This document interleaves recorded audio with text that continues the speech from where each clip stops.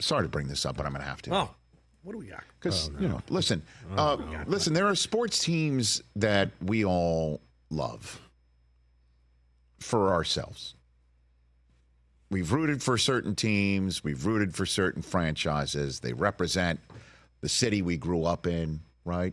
Totally. And then some of these teams have players on them that spark runs, or the teams themselves collectively. You just love watching them play as a unit. Team sports gives that to you, right? You watch them come together and grow and maybe surprise you. Just as a, for instance, from my hometown of New York City, the Knicks this year. That's one of those teams this year. Rangers together, right? I just saw the Yankees last night. I'm beginning to feel like this could be a very special team. Yeah, they're balling. I mean, Luis Gil, in particular, the young right-handed pitcher for the Yankees who just finished one of the most incredible months of May. First pitcher in the history of the Yankees organization to have over 40 strikeouts and an ERA less than .75 in any calendar month in any year in the history of the New York Yankees.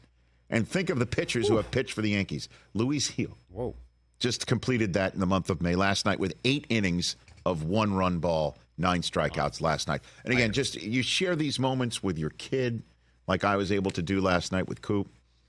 Those are those teams.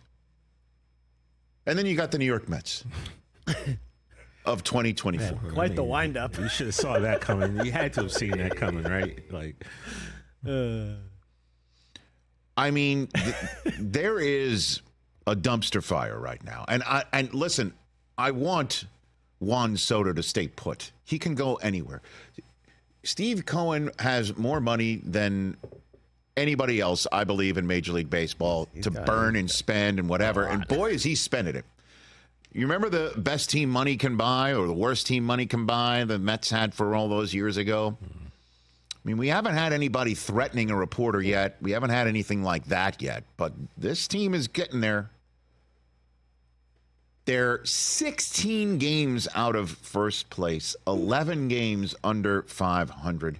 And yesterday, with their closer out with an impinged shoulder injury, Edwin Diaz is out again. Jeez. Pete Alonso takes the ball off his hand when the Dodgers come into town. He's out. They have just been one miserable moment after another. I mean, you hear Gary Cohen and Ron Darling and Keith Hernandez, a little piece of them like die inside on live SNY television every single inning, it feels. And you feel for them. They're a terrific broadcast team, and then obviously you got some championship players that are in that booth, and you just hear them. They're like, man, wow, it just gets lower each day. We knew this was going to be a bad season coming into it, but sheesh. So lived up to it. I just saw a video of Harrison Bader, their left fielder, right? Who was on the Yankees last year. The Mets asked him to name them his New York Mount Rushmore athletes. The first 3 names out of his mouth were Yankees. Well, that makes sense. Dude. What are you going to say? Strawberry, Seaver. I mean, I believe their names. Mantle, I believe their names are probably all on the wall. So 8th inning against the Dodgers. Ed Kranepool? I mean, come on. Tied at 3 against the Dodgers. Okay. Heading into the 8th inning, the Dodgers wound up putting a 6th spot up in the 8th inning on 3 relievers. One of them.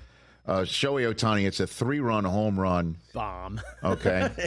Hey, there's no... Off of... what are you going to do? Off of Jorge Lopez. It's a 3-1 count on Freddie Freeman. And I'm watching... You could see the video of the broadcast. They're showing a replay of the Ohtani Oppo blast. Okay. And Lopez starts arguing or says something to Ramon De Jesus, the third base umpire, who ejects him from the game. Out in the middle of the count to Freddie Freeman. See ya. Get out. Poor officiating. And Lopez, as he's being ejected, takes his glove and throws it over the netting into the stands. I have no problem with this. He was giving the fan the souvenir. What are we talking about? For the Now people. listen. What happens next, you need to take into account two things. First of all, from what I'm reading, Lopez has had his issues on the field and off it as well. And English is a second language for him. So what happened next is truly something that you just very rarely hear. It sounds like he's calling his team the worst team in baseball. Check it out. Carlos Mendoza said that he understands the emotion, but that particular action of throwing your glove into the stands was unacceptable. Looking back on it, do you regret doing that? No, I don't regret it. I think I've been looking the worst team in probably in the whole MLB. So, whatever happened. So, whatever they want to do it, I'll be tomorrow here if they want me. Whatever they want to do. So. I'm gonna keep doing this thing, so I'm healthy and whatever, and whatever to do, I'm ready to come back tomorrow, and if they want me to be here, so I'll be here. Do you think they don't want you to be here? I don't know. It look embarrassing, so, it's their faces. I'm proud to be here every day, so it's the worst thing to be out, but, I don't care. Just bad luck. So, again, English is a second language for him, and it sure sounded like he called the Mets the worst effing team in baseball. But he says it's, I think I've been looking like I've been looking like That's what I'm the he worst. said. And Yeah. folks were then saying, it sounds like he's saying I'm the worst teammate. Yeah. And then you what I could heard. also hear him say, you look, they're embarrassed on their faces. It sounds like in that light, they're embarrassed watching him, and Yeah. he feels bad, and he's just like, That's how I took it. I don't know if they even want me here anymore. And Right. so, and the argument that occurred on Twitter all night, back and forth, turned this into like the whole sort of like sports soundbite version of Laurel and Yanny. Like you had to like hear what are you hearing? I hear one thing, you hear another thing, but it's really the same soundbite, but Steve Gelbs of Sportsnet New York did ask him a follow-up, like point blank, to be clear. Listen, this is what he asked him. Just to clarify what you said, just because I didn't fully understand. Did you say I'm on the worst team? Is that what you had said? Yeah, probably. It looked like. And that they were embarrassed by you? Is that what you? Yeah, they do.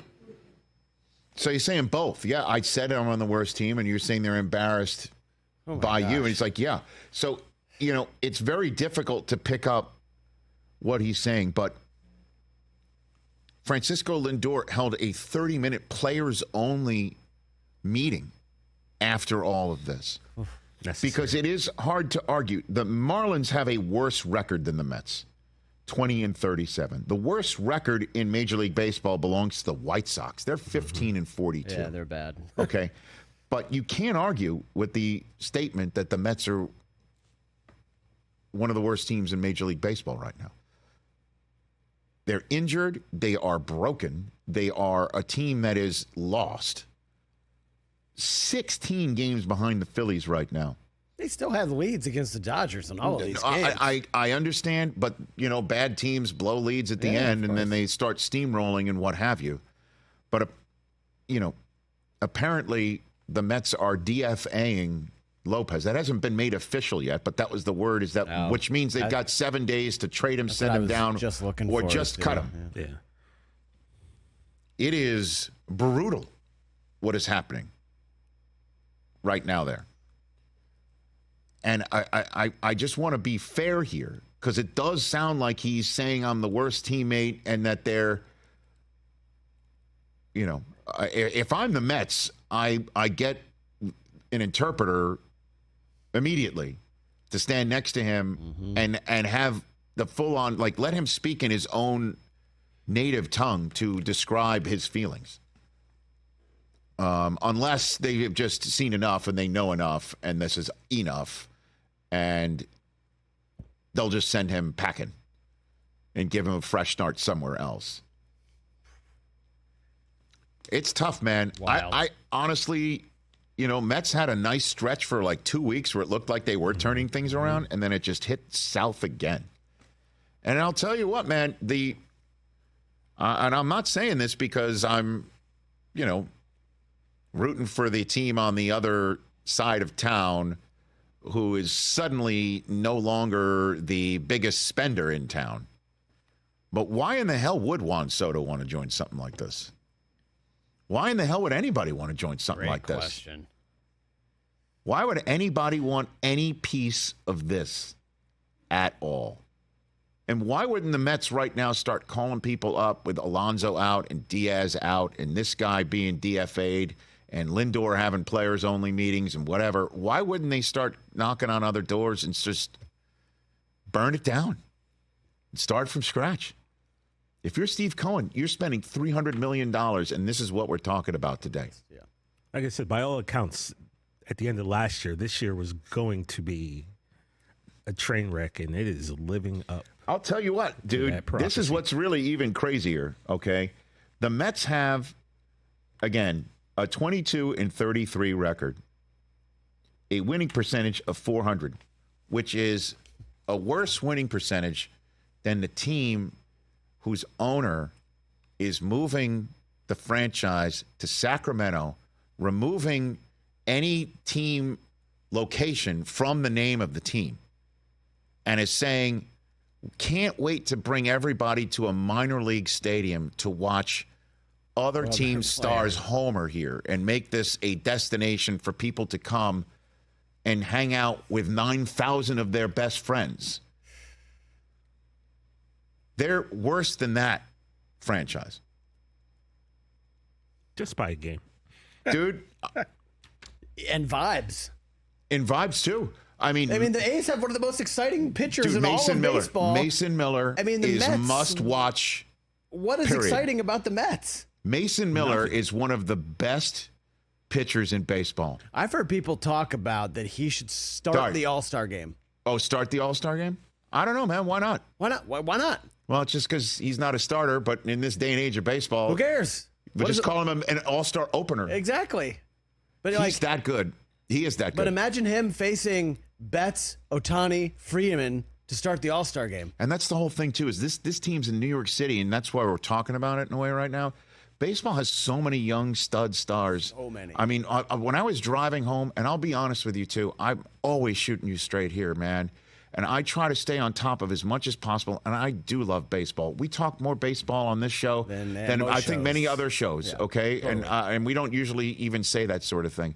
But Coop was driving home last night from Anaheim, and he was on the MLB app, and we were going down he was saying to me the position rank rating in our fantasy league that we're in right now of which player. And he was like, guess which player is like the 15th position rank, overall. And I'm like, I don't know, man. And he goes, I'm like, give me a hint. And he goes, NL East. And I start naming a couple players, and then he goes, no. And he names a player, hadn't heard of the guy's name. And I'm straight up with you.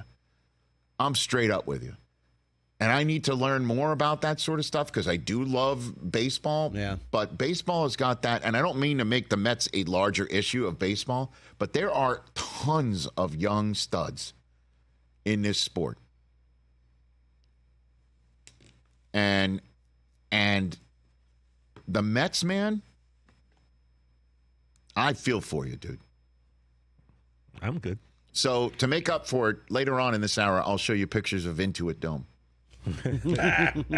Because Susie took a hard hat tour of it for your Clippers. Oh, another. That's going to be sweet. No, seriously, man. I can be disappointed. Catch the Rich Eisen Show every single day on the Roku channel, 12 to 3 Eastern, for free.